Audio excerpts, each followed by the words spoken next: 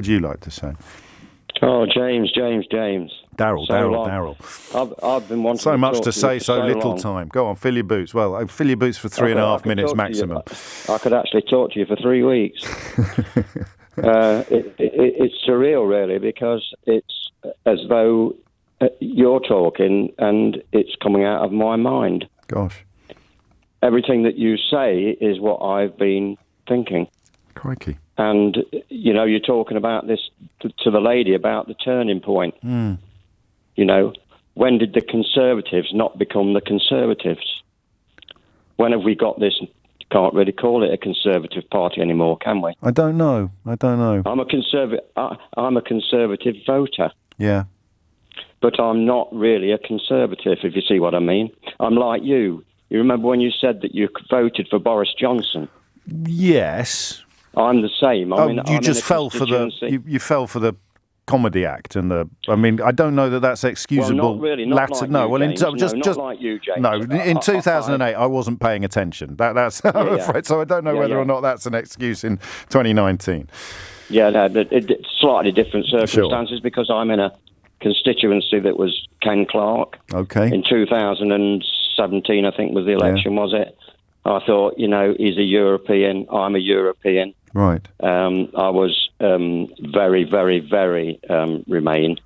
And so I thought, well, I'll vote for Ken Clarke, but I'm not a Conservative. But you've been abandoned. You're the people that never get spoken about, aren't you? Because the Conservative Party has been completely Brexified. And yet... Well, let me say, I'm a Dominic Grieve. I'm a Ken Clarke. Yes. I'm the Gawk Squad. Yes. I'm a Rory Stewart. Yes. Who speaks for you today? Who speaks for me? Who speaks for me? That I'm tweetering on Liberal Democrat, but I'm an absolute European. And that's because the B word runs through James, British politics like a stick of rock. I can tell you do. Just in a sentence. I get quite anxious and very upset.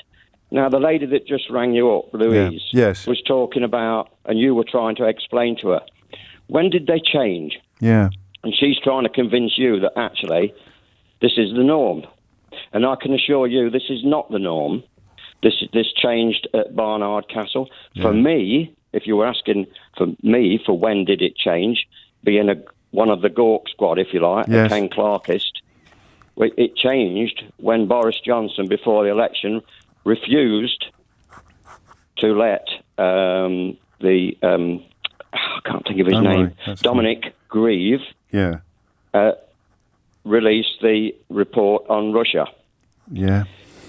Now, and that goes back to the B word as well, doesn't it? Yes, it does. And if Dominic Grieve was allowed to have leaked that report, if he was a dishonourable man and came down to the same levels as Boris Johnson and leaked that report, we wouldn't have been in the state we're in now, would we? I think you're a bit more optimistic than I am, actually. I don't know by then whether it would have made any difference at all. Well, it might, it might not. But with regards to the people who are like me... Yes. Right? I go back to somebody that's quite good at cooking.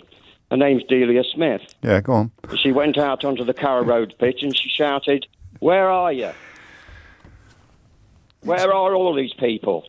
Where are the likes of me that are sick to death of this? Because this is a dangerous government. This is a divisive government. This is a Brexit government. And Brexit has broken the back of our society.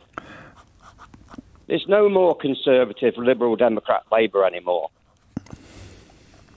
It's Brexit that's destroyed this country.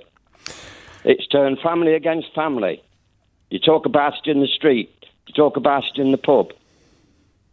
But the only problem is that I take a huge interest in politics. But I dare tell you that 70% of those people that went and voted in the referendum knew nothing about politics. And when you ask them about voting for Brexit, I don't want to know. I don't want to talk about it.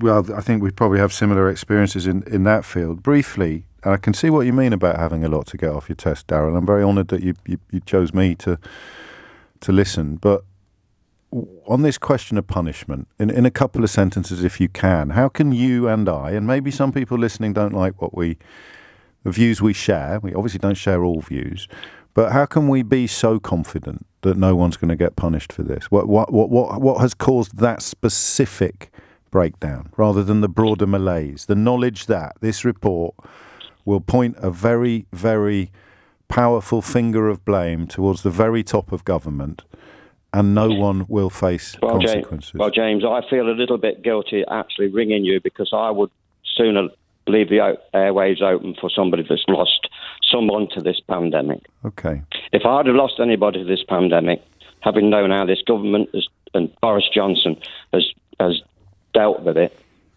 and all the things that you talk about not going to meetings, etc., I would be devastated. And I suggest that maybe the bereaved families, the organisation of the bereaved families, ask the people of the country, give us some money. Let's bring these people to actually, some semblance of justice. Daryl, I'm late. Some semblance of justice. Of justice. And like I say, I could talk to you for 3 weeks. Well, I'll tell you what. You can ring me again. Right. You all right?